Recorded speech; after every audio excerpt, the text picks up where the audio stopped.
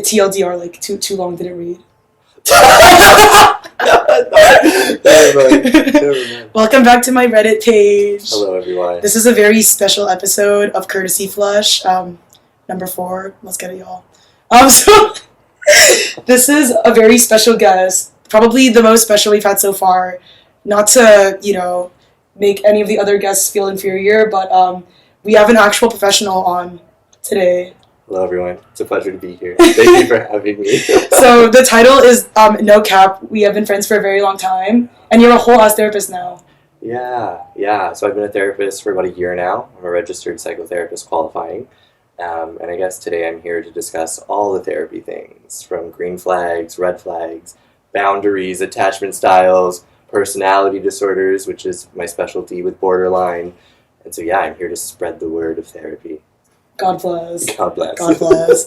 Okay, to start off, not getting into anything too personal, obviously, but, in general, what, made you want to be a therapist? Was it always a desire you had, or was it, after, uni? When did this happen? Yeah, I think it's a really good question. So, I went from a bunch of different things. First was theater in high school. I was a theater major. Work. Really good interview skills for becoming a therapist later. Theater, improv, very good. And then I studied film production in my undergrad, and then my master's was in counseling psychology, where I then got my psychotherapy license. And so it was never really the plan, but in my undergrad I was a documentary major, and so I did a lot of documentaries around issues in our world, and so specifically Canada. And one of my documentaries was around the stigmatization of HIV, and specifically HIV disclosure and how it interacts with the Canadian legal system, and the various ways that there's a lot of stigma within that. So after I did that, I realized that I just kind of wanted to advocate for vulnerable populations, and I became a therapist, and now here we are. That is beautiful. Yeah. What a trajectory of, going from something creative, but focusing on, the social aspect and focusing on people to, literally doing therapy.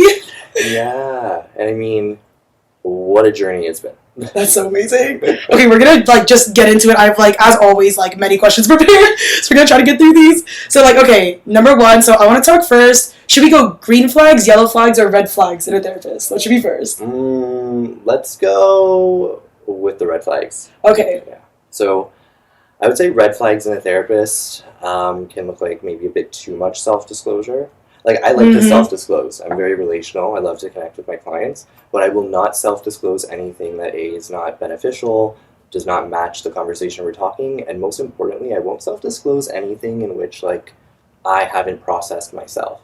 If I haven't processed it, I'm not going to bring it into the self-disclosure. I'm not going to bring it into the therapy room.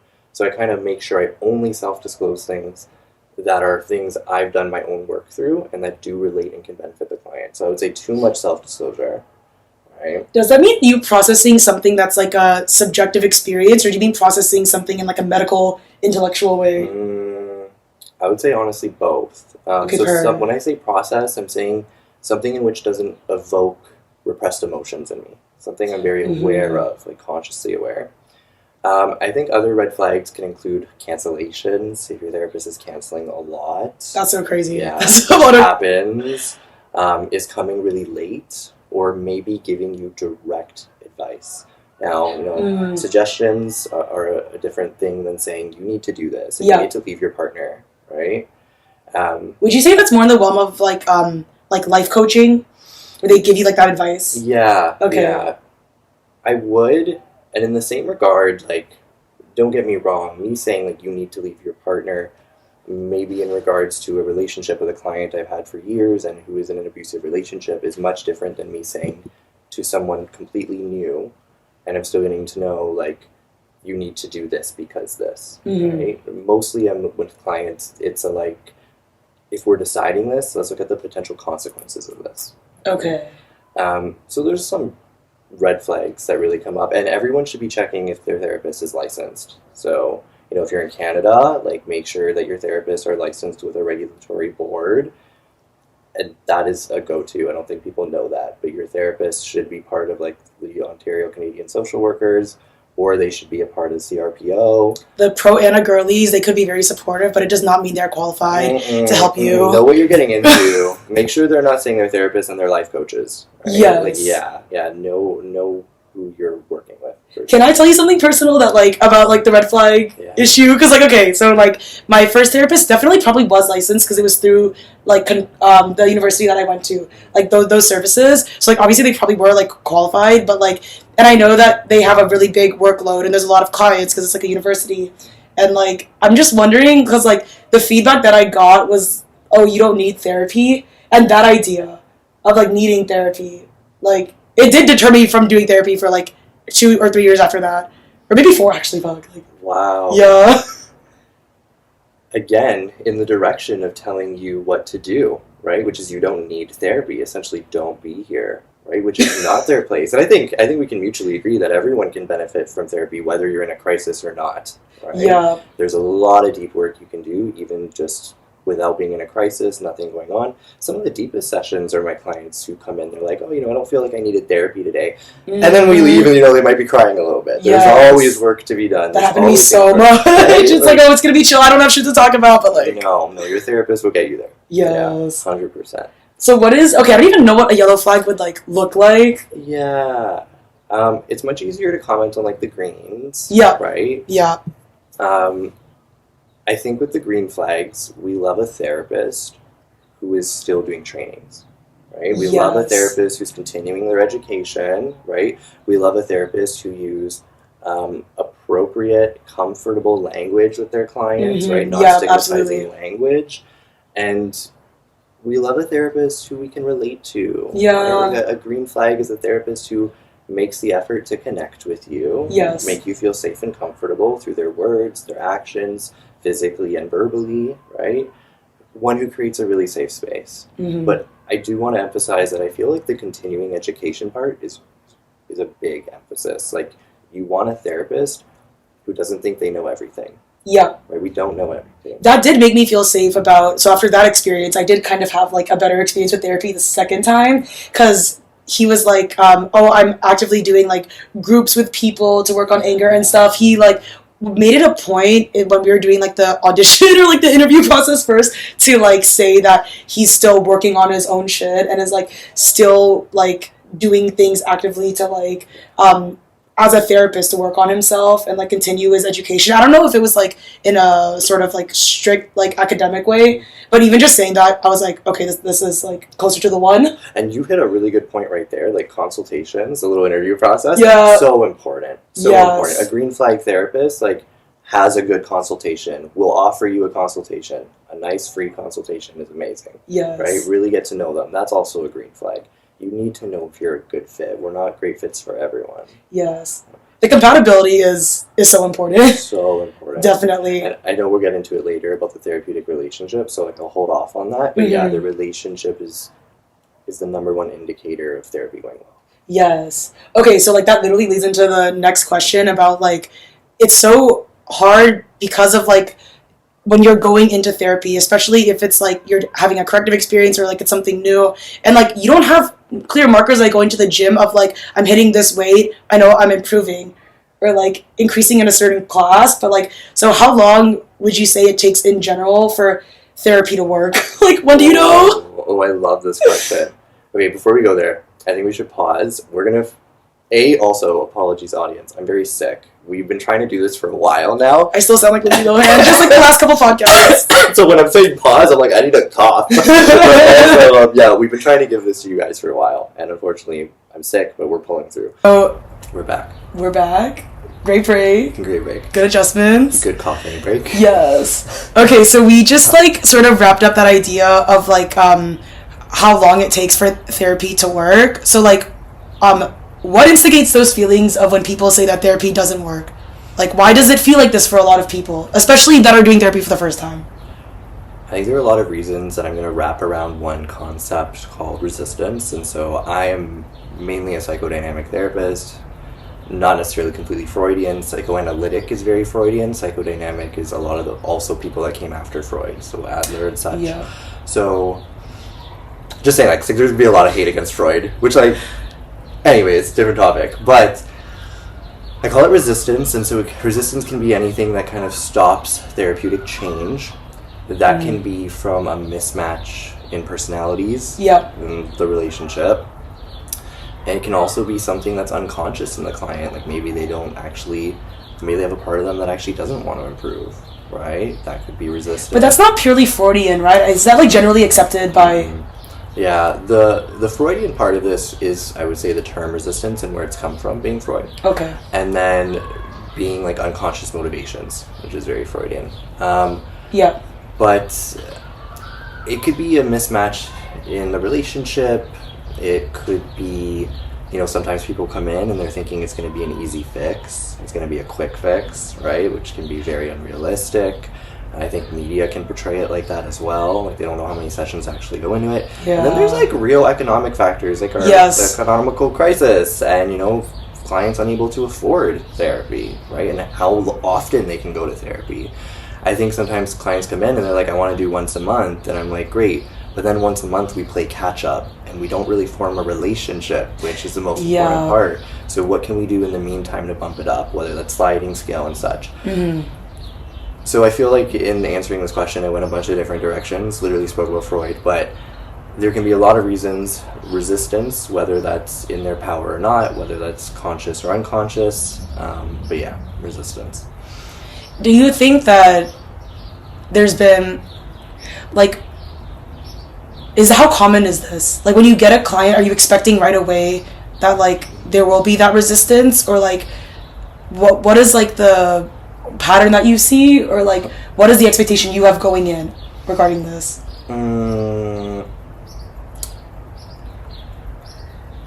I would say,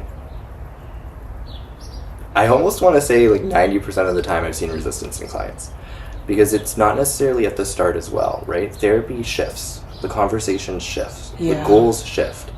They might not have resistance in regards to what they came into. There's a great motivation for change there. They're coming in for that thing. But it might quickly shift later on. Maybe something in which they think that they're the victim, they might actually be the persecutor. And so there might be resistance to, that angle of theory or that angle of interpretation. So resistance is quite normal, right? And it is the therapist's job to look out for it and find ways to work around it. And the only way you're really going to get through resistance, again, is the relationship. You need a very strong bond. It's back to, like, the compatibility. Yeah. Oh, that's so wild. Well, I mean, like, think about it. Like, there's defense mechanisms, there's this resistance. Think if you had a stranger come in and be like, this is why you're doing that. Who are you? Right? Like, this is why you're doing that. Yes. And no, it's not. Okay, like, I know you think it's not, but this is why you're doing that. Right? Like, I'm not... Even in our relationship, in a way, if I came to you and said that, I think it would be kind of like, Mark, what the hell? Right?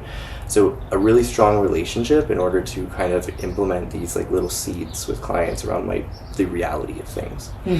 Are you like sprinkling those seeds? Yes, 100%. We can't go in too fast, right? Yeah. Then the defenses come right up, so we're going very slow. We're building the relationship. It's like, oh, when you say that, it makes me think of this. Yeah. Right? Or when you say that, it actually reminds me of like, what your mom used to do with you. Do you think we could be doing that with our partner right now? It's a conversation. Yeah. I always avoid this is why you're doing that, and it's more about collaboration and conversation, right? That's how we break the defenses. That's how we build a relationship. It's like, Avalyn, I know you told me about this, and it kind of reminds me around that other person that you had this situation with. Like, what do you think the similarities are? What are the differences, right? Conversation. I actually wish I kind of had that more, because, like, also leading into the next question, so, like, the therapists that I've had so far, like, none of them have been women. They've both been men. And, like, the second one was definitely a corrective experience, and, like, I'll ever, like, be grateful to this man, like, for helping me, like, with what I needed at the time, because, like, it was exactly what I needed in one sense, but also, like, it was a lot of role-playing, and so that conversation, I did miss out on that, and, like, I wish I could go back in time and, like, give that note to a therapist, because, like, I don't know how you feel about this, but, like, I think, like, it can be a little bit scary, like, especially for someone that's like a people pleaser like me, to like say like, oh, like, I feel like we're doing a lot of role playing. I want kind of more of like a dialogue between us, and like in that way you're explaining of like, oh, I think this reminds me of this, and like I kind of wish there was like more of that instead of like I'm having this like conversation with myself. Yeah, and at the same time, right, there's kind of a mutual responsibility. Yeah.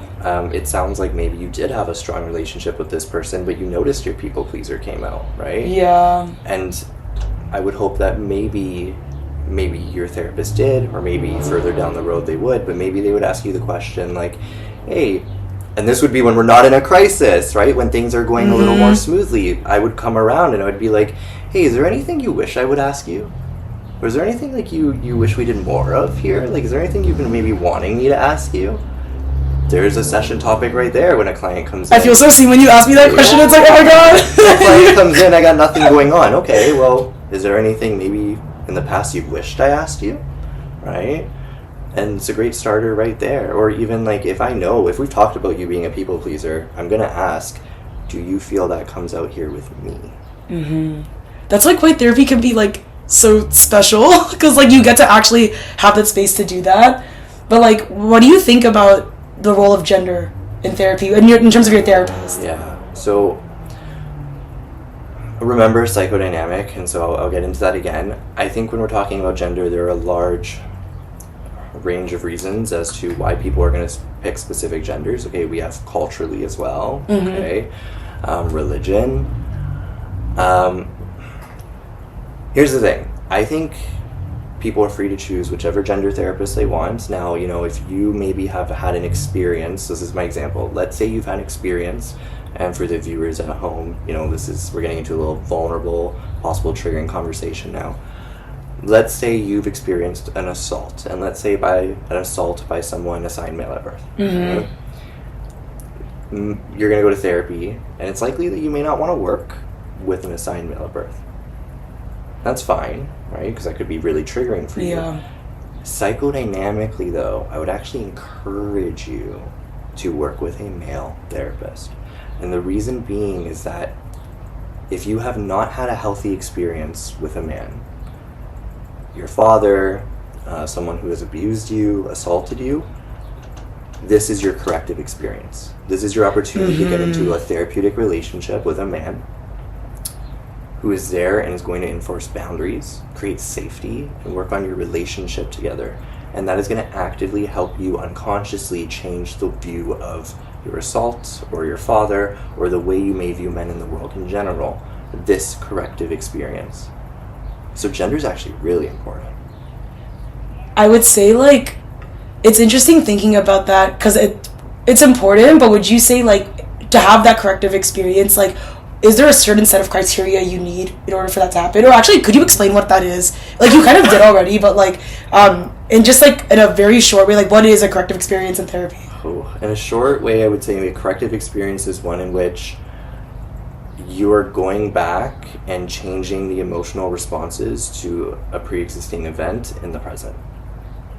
Okay. And that's where I like examples more so, but I could even consider trauma processing in a way, right? If we're sitting there and we're talking about trauma and I'm checking in with the emotions and we're grounding you throughout you talking about the trauma, we're correcting the emotional experience. Yeah. Right? So something in which that would bring a lot of anxiety and dysregulate you, now we're grounding you, we're regulating you, we're correcting the emotional experience.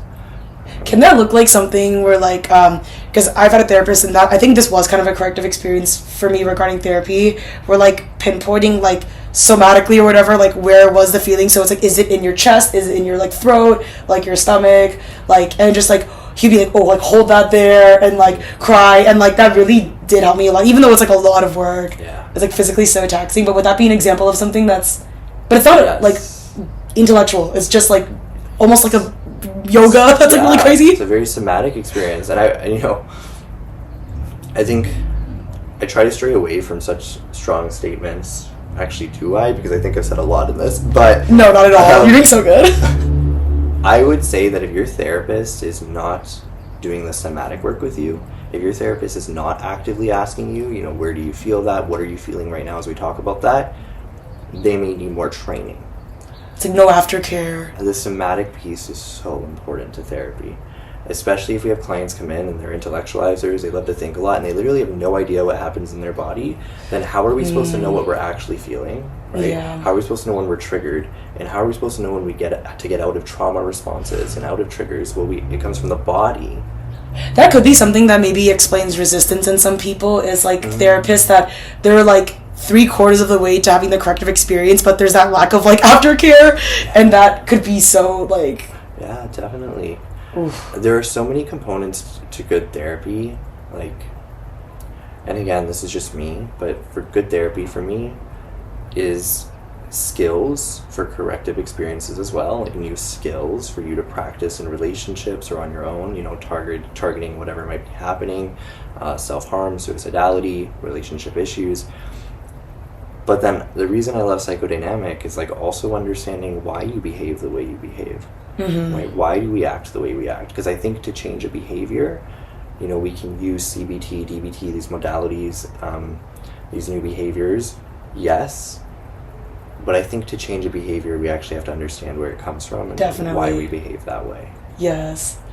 Oh, I love, like, this YouTuber that I've told you about, like, Brittany Simon, who has, like, she claims to have been in remission from BPD for, like, a while, and, like, she talks about that idea, which I really, really agree with, that, like, therapy without philosophy is, like, gonna feel meaningless to most people. Yeah.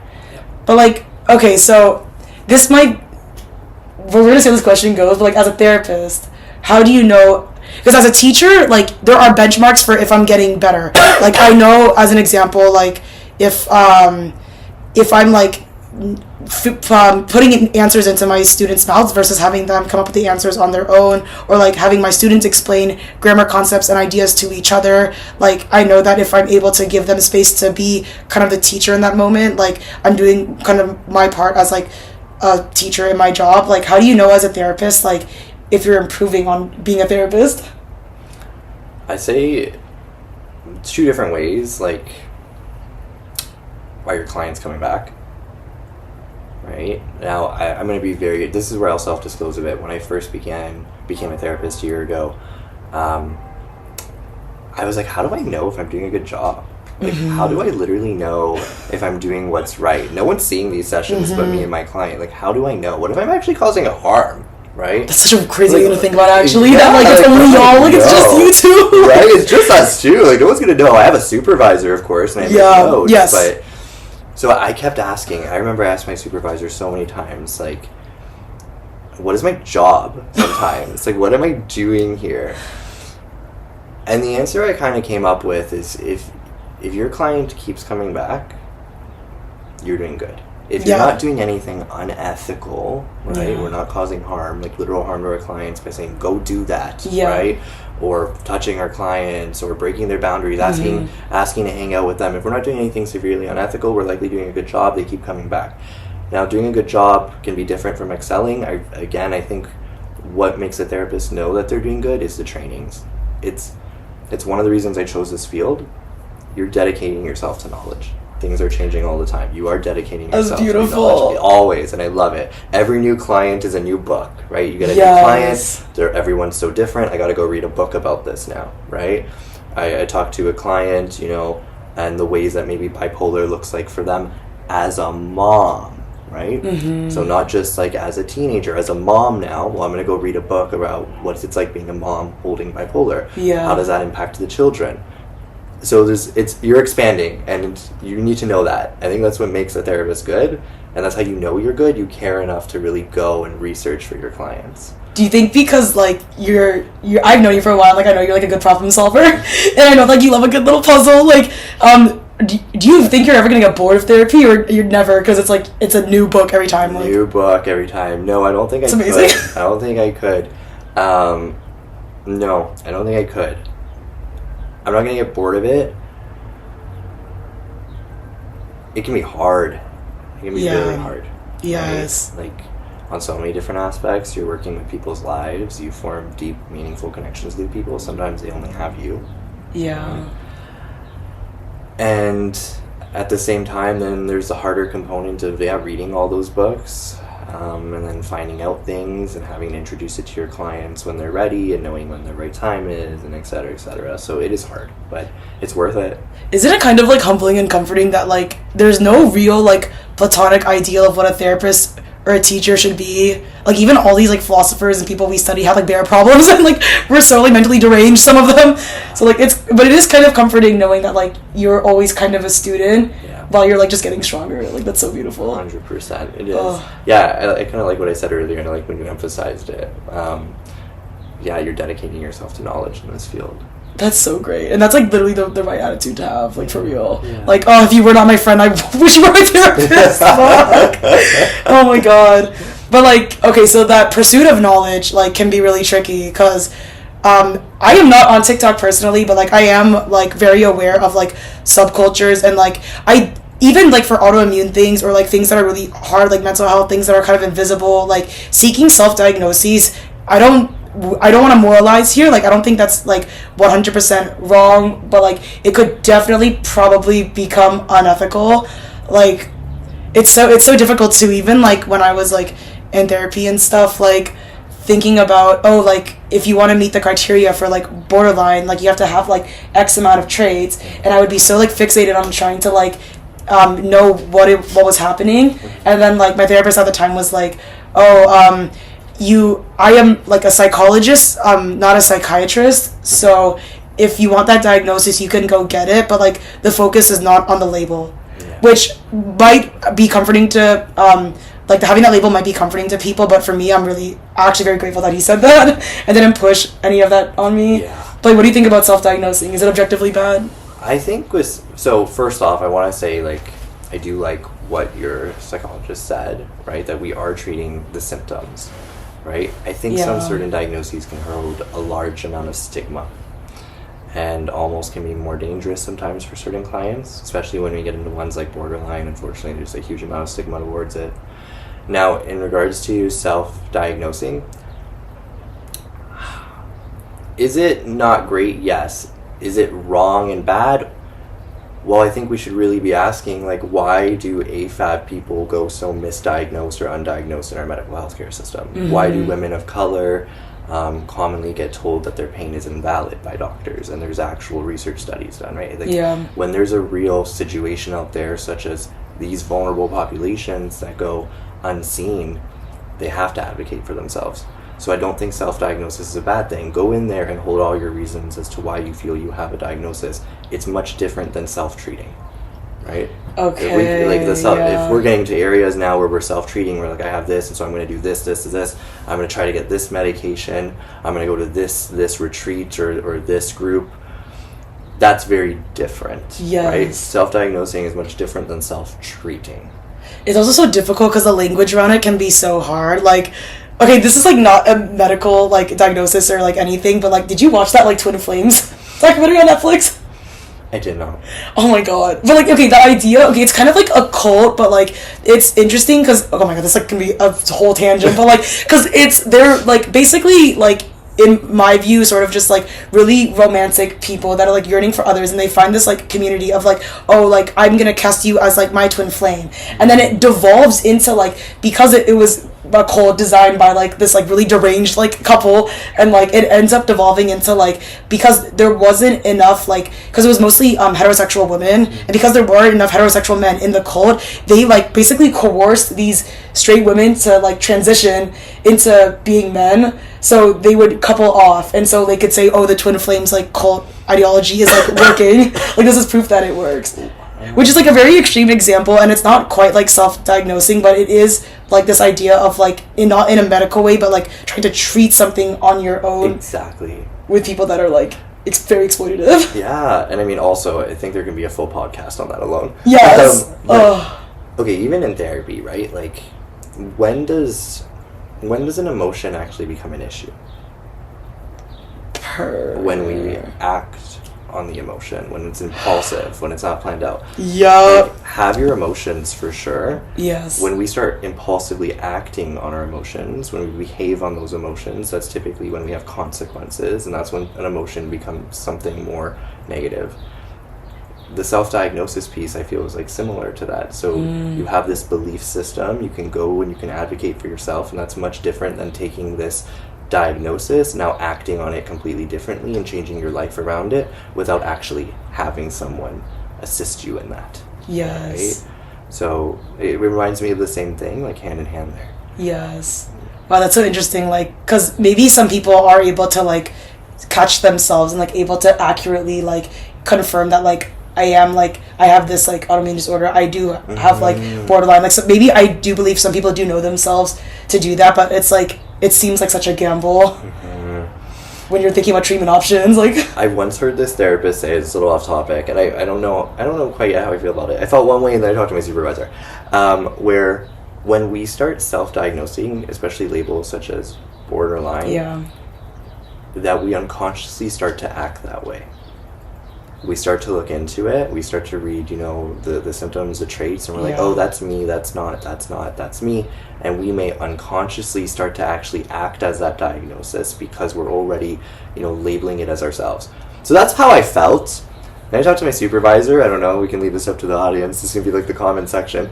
But my supervisor goes, Mark, I would actually argue, though, that if someone starts to then act in that way, that there is something going on.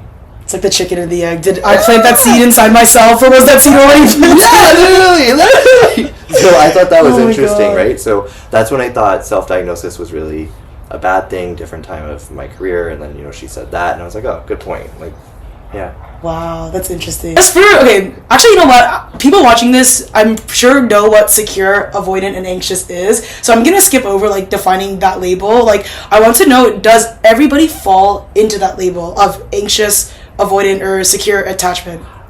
When you say that, I feel like I think the question here is also like, is it accurate? Like, are these things real? Does everyone fall into them? If they're real, does everyone fit a category? Yeah, like, there's a whole branch of therapy on it, right? Like attachment-based therapy. Yeah. So yes, these things are real. People fall into them. I think the difficulty is that society can make things really rigid.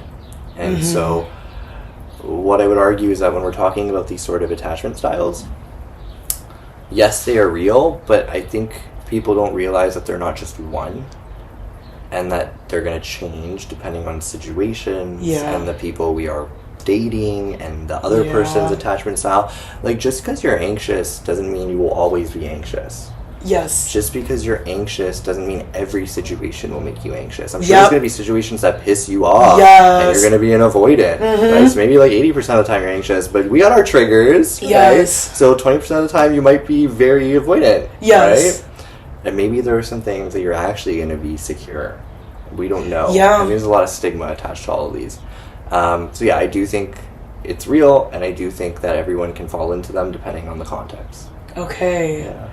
Wow. Do you think, is it like a spectrum then? Would you say that's accurate, these labels? Yeah, I could go with that. Okay. I could align with that, it being a spectrum of different ways that we react to our triggers.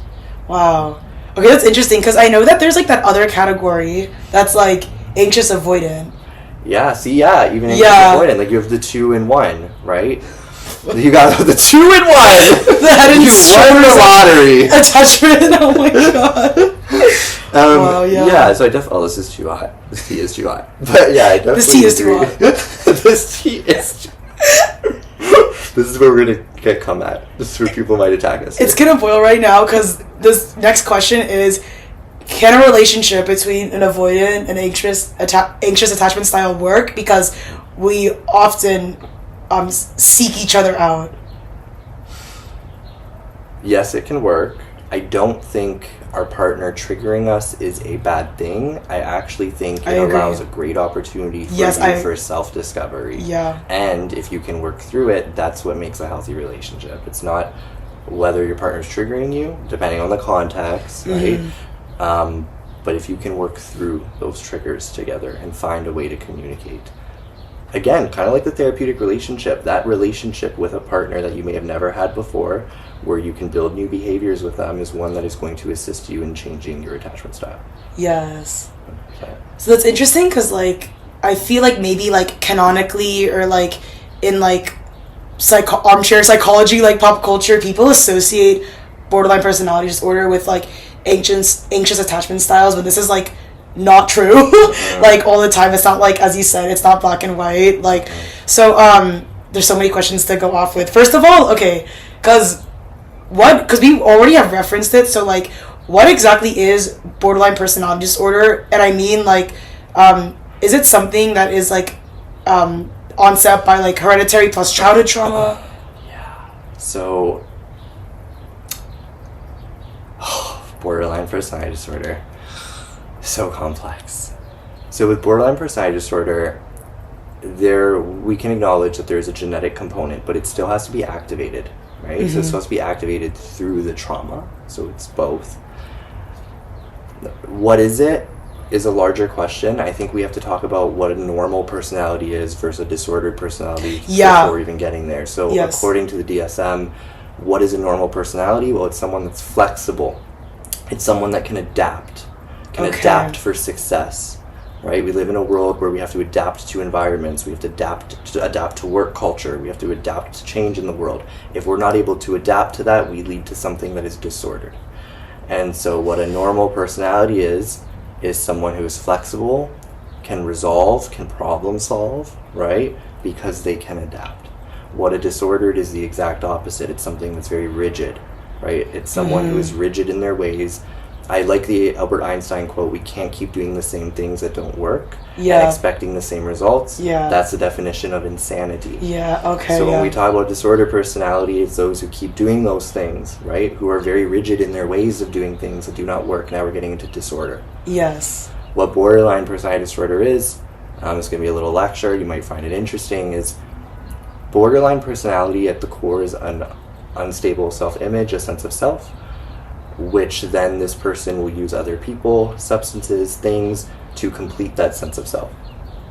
A lot of black and white thinking of all good, they are all good, they are all bad. Yeah. When we talk about borderline, we hear, neurosis and psychosis. So neurosis we can think as a state of anxiety, okay?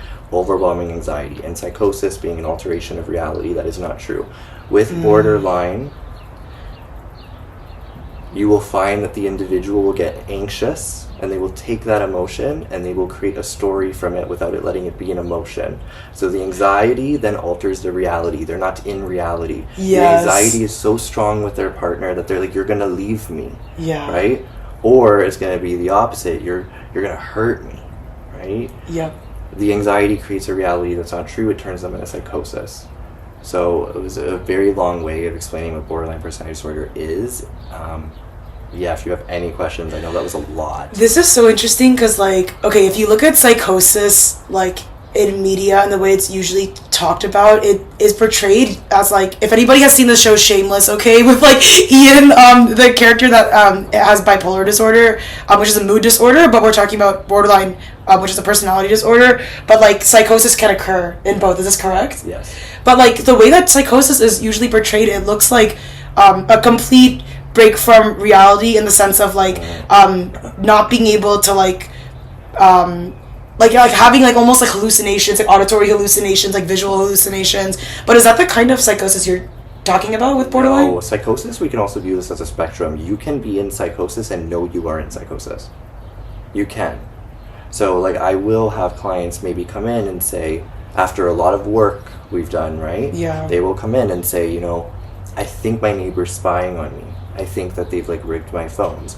But I know that, I know this is a lot of anxiety. We've gotten to that point. And my question would be for them is, well, what do you think they would be spying on you about? Right?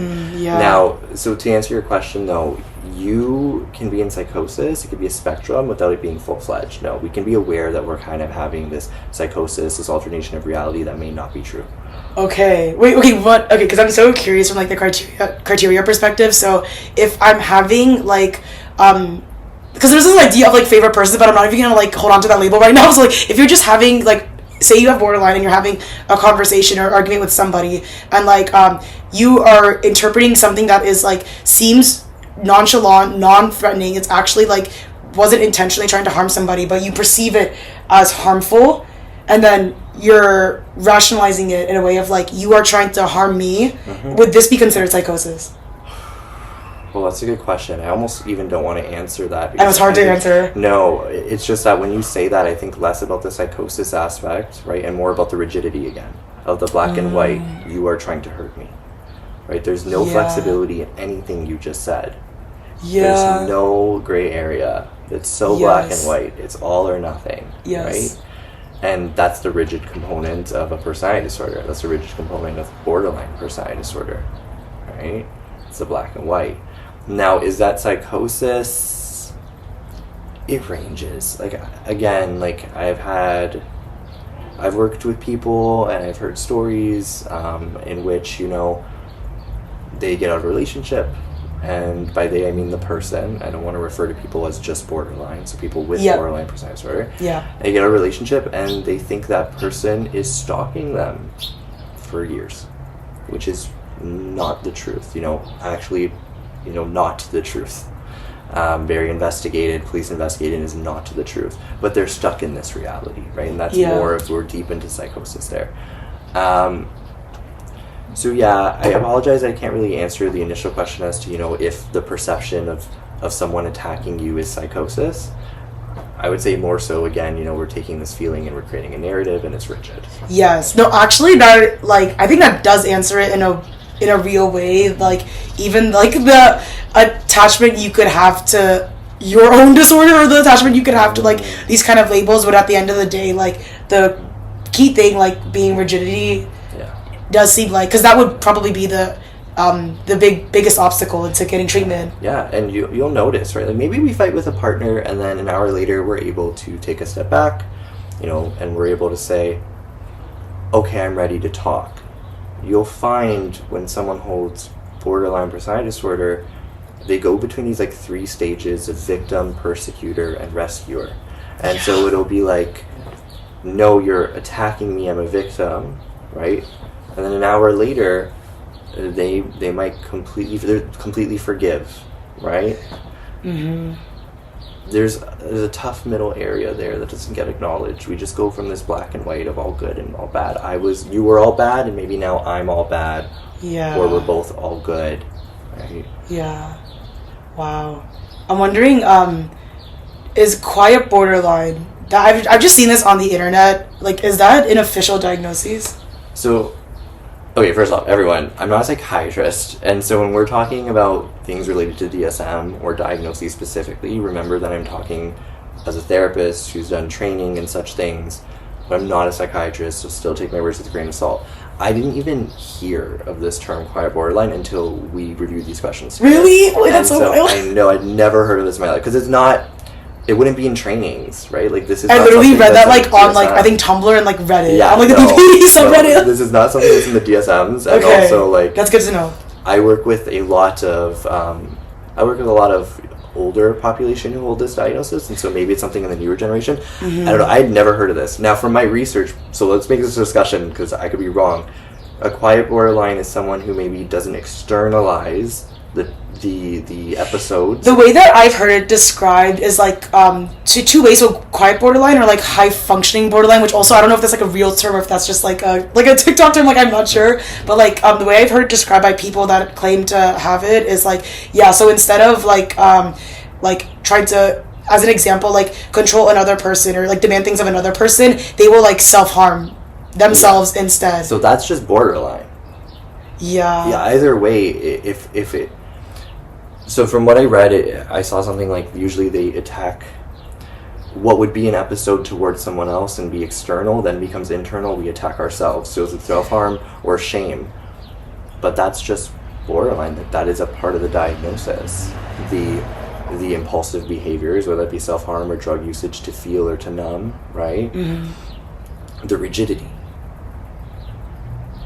That, yeah. Right? So it sounds like just borderline to me, and it sounds like a lot of shame, to be honest, a lot of anger turned towards the self, which is shame, and I would just call that just a part of the diagnosis. And think about it, like, even if it's not self-harm, there's other things we do when we get angry at ourselves, right? So it might not be self-harm, but there's other impulsive things we do, that's the shame, right? Yeah. And people hold that even without a diagnosis of borderline. Yes. I think a lot of us actually hold anger towards ourselves, which is shame, and we cope with it in all sorts of ways, maybe ways we're not even aware of.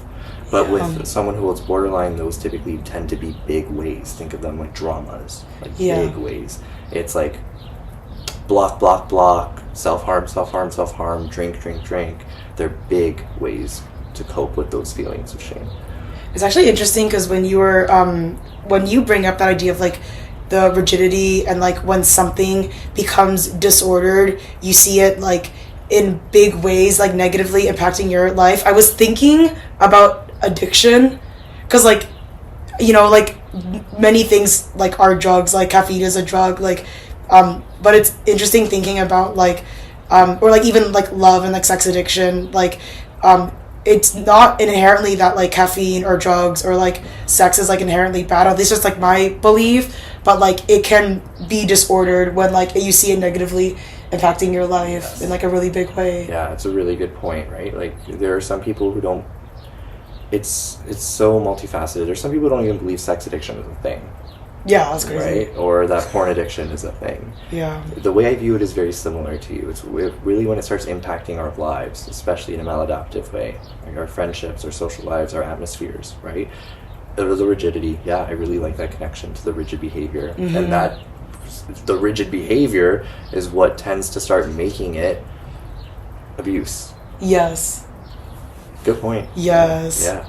Wait, so like actually, okay, I'm gonna like skip down a little bit and like I want to go right into this idea of like, okay, I'm gonna like call out Dr. Ramani for like just a second, girl. I know you're not watching this, okay, but like going and like God bless your success on like YouTube and like I'm so happy for your success. But like the belief that people, particularly with narcissism, but I guess because that's a personality disorder, maybe I'm making this connection. Maybe it's like not justified or whatever, like not like correct, but like this idea that she has said about people with narcissism being untreatable, it can totally be true. Like I totally acknowledge that probably that happens to lots of narcissists and other people, like regardless of labels, maybe they are not actually able to, even if you do seek treatment, it doesn't mean that like you're actually like treating, like taking the treatment and stuff. It doesn't mean it's like actually working, because it's so difficult with mental health things. It is not like something physical where you can like simply just take the medication and it like you're cured. So like, is remission impossible? Okay, from the trainings I've done, and again, what is remission? So let me ask you, what do you consider remission to be? Okay, so I'm going off the standard of, again, Brittany Simon. I bring you up every podcast, girl, but like, okay, like, please. Get on this podcast. Please, okay, I will be emailing you shortly, please. This is a hint. I love you so much. But like, okay, so she's very, very open about talking about this. This is like part of like, not just, it's her personal experience, but like also part of her branding too, which I am totally like behind. Just that idea of she has not had symptoms. I believe she claims since like 2018. So she claims to have been in remission for like, I'm so bad at math, but like it's been a couple years. Yeah. So like no symptoms, meaning like of like borderline personality disorder. Yeah. So she considers herself to be like in remission, and like she also like, that's where I even started thinking about this idea, because I also thought that like, oh, like you have bipolar, you have borderline, it's like diabetes, you're just gonna have this like for the rest of your life. But who's to, so this is a hard part, you know, knock on wood for her, right? Like I hope the best. But who's to say that it will stay that way? Yeah, and she's definitely talked about like being triggered and stuff and like having to...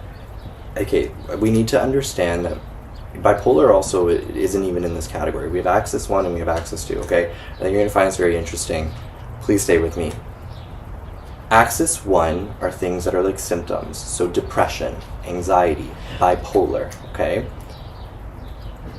They're episodes. They're like a head cold. When we get sick, we do not feel like ourselves, right? You know, we're in bed, we have nightmares, we have sweat, we have symptoms, and then those symptoms go away. Similar to depression, when we're depressed, when we're in mania, right? When we're in an anxiety episode, it feels really weird because it's not us, and we know it's not us. It passes. Personality disorders are Axis 2. They're your personality. These are not an episode. This is not a one-time thing. So they're integrated at a very young age. They are now ingrained into your sense of self, and that's what we tackle in therapy. And because of that, you know, she's been in remission. Great, right? But who's to say it would stay that way? It's a hard one, right? Because even the way the DSM views it being like personality kind of at our core versus something that is more episodic are just two different ways of viewing it. So the remission is like, yeah, we don't have the symptoms, we can consider ourselves in remission, but according to DSM, a personality disorder, that's at your personality, right? This is not a head cold, this is a part of you. And so there's not really a remission, because although we're not feeling it now, it's likely we'll feel it again. Okay. So it's a more complicated one. Yes. What I believe is you can learn to better cope with it, right? And so that could be the remission. We learn new skills. We're with people who maybe trigger us less. But it can come up again, right? We're not perfect. I wonder if, like, actually depression can be viewed in the same way. Because, like, you see people that do end up, can I say this on YouTube? Like, there are people who end up, like, offing themselves, like, as a result of their depression. Because, like, your baseline is just changed completely, and it does feel like it's become, like, part of you for some people, that, like, I am just, like, depressed. But, like, is that a myth? No, see, this is a good point you made, because depression opposed to something like major depressive disorder.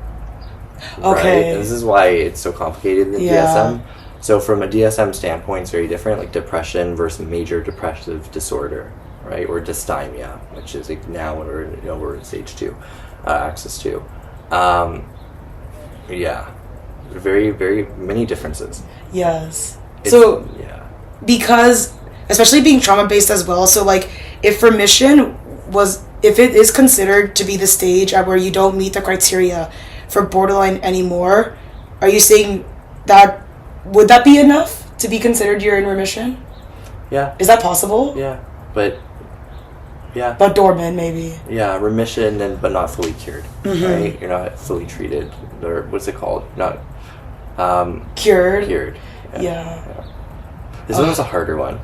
Yes. But also, like, that idea of, like, are we, like, regardless of, like, all these labels and things, like, this idea of, like, being, like, fully cured from, like, anxiety, or being, like, fully cured of, like, having, like, an anxious attachment style, it's, like, this might be something aspirational and something to work towards, but, like, because it can also give us, like, great things, too. Like, my people-pleasing tendency has, like, gotten me in, like, not safe and, like, not good for myself, like, situations, but also it's, like, very effective in, like, lots of situations, and, like, it gives you access to things. It's kept you safe. Yeah. If you really look at it, even kind of what the symptoms are of borderline, like the fear of abandonment, well, that's a part of you that fears abandonment and will go out of its way to keep someone around. That's probably kept you safe as a kid. Right? Like, a child who's in a traumatic situation and which they need love, right? They're programmed to need love, to get attention. Their ego's really big, will do anything to get that, whether that's to look at them as all good or all bad, to people please, right? That's kept you safe. So we're not trying to eliminate anything, we're trying to manage things. Yes. I love, like, the focus on treatment. Like, if there's anything to take away from this, y'all, it's, like, treatment is possible. Yes. It's possible for everything. I don't listen to Dr. Romani. So, okay, wait. I'm coming for her. Okay, so, on the topic of, like, yes. Actually, I would love to get into Twitter beef with her. Honored. There's so many, like, therapists. I'm like, do you watch Dr. Kirk Honda, Psychology in Seattle? No. He does, like, breakdowns of, like, Love is Blind and, like, Real Housewives. It is so interesting. I love that. It is so interesting. I love watching the ones on relationships, like 500 Days of Summer. I've seen that, and, like, why he should have not gone in the relationship from a therapist standpoint. Yes! She literally told you. Wait, can we diverge yet? What's the tea? What's that? Well, she literally told him, like, I'm not fit for a relationship. Yeah. And he was like, okay, bet. And he still went. She told him since day one. She literally started, the first thing she said was, listen, this is not going to go well. And he still went for it. Yes. So, I don't know, right? She told you. She set a boundary. What did you do? You crossed that. You crossed that. Oh, okay, but before we go into the Lana question, we're gonna... Hi, Abibi! Hi, Chris. Okay, so winding down, I want to put it onto media for a second. Okay. So, what are, like, some general thoughts about the way we romanticize mental illness in the media and culture? I'm thinking about, like, 2015, like, you know, like, fucking Lana Del Rey. I'm thinking about pro-anorexia forums. I'm thinking about Eugenia Cooney. I'm thinking about Trisha Paytas. I'm thinking about Effie Stonen from Skins. Like, just general thoughts about that. I mean, I remember being a teenager and like loving Effie from Skins, and then That is part of our lore, right. And then, that's how you know our age. And then growing up and being like, wow, she went through a lot. And I think that, again, all way of black and white thinking that is from this like younger generation and such, Yeah. where they're not actually looking at how much these characters are hurting. Like Effie hurt a lot. Yeah. These highs were followed by major lows, right? So Yeah. first of all, I think it goes back to this all or nothing. Like, and then there's another question that comes up for me. So I wonder, are we romanticizing the illness, or are we romanticizing the characters and people who hold the illness? And I think both are true, but I find that the people we're romanticizing who hold the illnesses fall into very specific categories of what our culture views as beautiful. Mm-hmm. You know, these white, skinny females, like this very one type of person of cultural brainwashing as to what we view as like the perfect person. Meticulously crafted, messy eyeliner. Yeah, like is it the mental illness, or is it the character who holds the mental illness? It can Yeah. be both. Again, it's not black and white. Yeah. But I still think we're romanticizing very specific types of people. Yes. And the hope, like, is that you do, because it does feel kind of like a little bit juvenile and a little bit immature, but like the hope is that like eventually like you grow out of it. But like it is interesting to think about that idea of if the glamour aspect was taken out, Yeah. and we just saw it for what it is. Like that, I'm thinking about a direct quote that Effie says in Skins, where she's like talking to her mom or talking to her brother, I think, and is like, love, love, love, what is it good for? Absolutely nothing. And when you're like young and feeling so unloved and not seen by anybody, it slays. You're like, oh my god, wow, she like doesn't care. Like, love really is nothing. Like, love really has gotten me only heartbreak and only like trauma, or only like negative outcomes. And you feel seen in that moment, but you don't recognize that as like being harmful. And baby girl is hurting. Yeah, I'm getting like goosebumps right now, which is actually like such a sad place to be in. That's so sad. Right? To have this belief system and have evidence for it, and then see a Yeah. character do it and be like, yeah, like I agree. It's actually such a sad place to be in it. Yes. That you would only realize if you got out of it. Mm-hmm. Right? So I think, again, it goes back to this black and white, this relatability, but not realizing there's another way that you can feel. Yes. Be careful who you say to yourself you relate to. Yeah. Be careful. Yeah. You don't have to be an Effie or a Cassie. Yeah. No. No. And if you are relating to these characters, I would, or characters who hold mental illnesses, I would also encourage you to look at the reasons, why you might not want to. In what ways are they hurting? Mm-hmm. Right? What are the consequences of these ways of being? Yes. Very, very true. Yeah. So, like, winding down, I want to talk about stereotypes about therapy. So we have, like, 3 here, so we're just going to, like, offshoot one by one. When I wrote that question, the character that immediately came to mind, not to relate everything back to me, but, like, this is my brain, okay, y'all? So, like, just thinking about, like, Tony Soprano in The Sopranos and how, like, that kind of, like, the relational experience that's like happening, where he's like kind of rejecting that, like, oh, this doctor like cannot fix me, like she doesn't see me, to actually like opening up and being vulnerable and like eventually seeking a kind of treatment, or as much as he can. So like one stereotype is that therapy will make you hate your parents. Thoughts? I have had so many clients come in and say, I don't want to blame my parents. Guilty. Very guilty. So I love my parents, but guilty. My response to that is always the same thing. It's, hey, their behaviors may have played a role, and we can view impact without blame. We're looking at impact. We're not looking for you to hate anyone.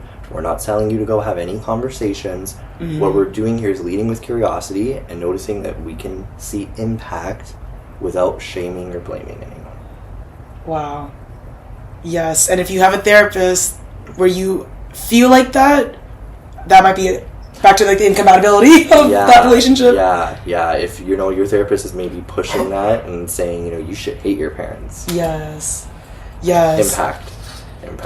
And like something else that's like a stereotype that might have people like be resistant to therapy is this idea that like therapy will change you forever. And I'm fine, so why would I go? I don't want to be changed. I'm gonna let you talk about this one. Okay, so in conjunction with therapy, I also included like medication in that question. This idea that it'll change your personality forever. Like, I think for a lot of people, especially like immigrants, like I'm Korean, like it's not common at all. You can watch Wayne's World did this great. It's like a food series, but his South Korea episode talks about one of these groups that's trying to break through that stigma of seeking treatment for mental health issues in Korea. And something very interesting they did was they had majorly depressed people like have go inside of like they would write a suicide letter and then they would go inside of a coffin. It was like a big room with everybody, and they would go inside the coffin and they would kind of like all collectively meditate. And there was like and they would speak on the experience in that documentary. It's like a pretty short, you can find it on YouTube, Wayne's World South Korea, that episode, which was like very interesting. And like that idea that like therapy will fundamentally alter you, that hard-headedness, I think it can come from the external, like from society, this like belief that like nothing has to, I'm fine. Yeah. I'm coping, but I'm fine, and like this is not something that like I want to do because I'm scared like if I treat like whatever disease, let's say like if I treat my ADHD or if I treat my bipolar, like all of these like unintended consequences will happen to me. Yeah. And that fear is like very, very understandable, and I've had that fear. It's valid, but I would also even look like you mentioned the medication piece earlier, right? A lot of people who may need the medication component are feeling in extremes, such big extremes. Yeah. And we're not necessarily trying to make you change your personality, your love for things, right? But we're trying to put it at a level that is tolerable, right? The extremes also has to have the flip side. If we feel in great love, we're also going to feel in great despair. Right? Yeah. The extremes needs to be at a manageable level. Yes. And that's not changing like your love for things. You're not going to change you love cats, you don't love cats. Yes. Right? But it's changing how much we're talking about cats. Yes. In a way, right? This is like off on a tangent, but like I wonder if that's part of like the attachment to like identity when we say things like oh like I'm an incel, I'm inherently undesirable, and this like belief that I will always be this way. And it can be reflective of a real experience that you're having, but that itself can also be a cope to not wanting to change or not wanting to get better. And something that also might deter people is this idea that like kind of like what Tony Soprano has in The Sopranos, like when he's with that therapist, viewing her as like, because he falls in love with her and he has this idea that like, oh she will fix me, like therapists have perfect lives. Like that's a very big stereotype as well. Yeah, I would argue that every single therapist who's in the field is coming to it with some form of experience that made them want to be it. And those don't tend to be the happiest experiences. Yes. Right? So, yeah, I would say that every therapist tends to come from a place of having an experience in which they want to help people for a reason. Yeah. Right? I wouldn't say we have the most perfect lives. I would actually say, you know, we spend a lot of time with our clients, outside of our clients, being in places that can be quite scary. Mm-hmm. And learning about things that can be quite scary. Right? And we have our own difficulties. Everyone knows it's much easier to give someone advice than to take your own advice. Yes. 100%. And with that being said, thank you so much. Yeah, of course. It was a pleasure to be here. This was honestly like, so I'm so grateful that you did this and you're willing to like sit down and like talk with me. Like I hope someday, like especially as you acquire more knowledge and like hopefully I can like ponder on this topic further, that we can do this again in the future. Okay, you mentioned our 10-year. I was just thinking that. I'm like, imagine us at 35. Who knows where we'll be? All I can say is I hope I keep my license. Yes. Oh my god. No, by then, no, you will be like so solidified as a therapist. Like, I'm sure it's gonna be an amazing conversation in the future as well. Freud should have watched his back. Yes, absolutely. Oh my god, the licensing board is coming for you, Freud. Oh and on that note, thank you for having me. Yes, I really appreciate it. Do you want to plug anything, by the way? Like, do you want to plug like your No. Absolutely not. I'm full anyways. It's okay. And that's how you know you're a good therapist. And period. Yes. Oh my god, thank you so All right, much. thank you. And I love thank you for everyone watching. Thank you for But watching. Always open to questions. Feel free to comment questions. Yes. Yeah. And also, like, if you want to, like, start discourse in the comments, like, please go ahead. Like, I would love to see what people think about this. Yeah, 100%. Thank you so much. Right. I love you. Bye, everyone. Goodbye.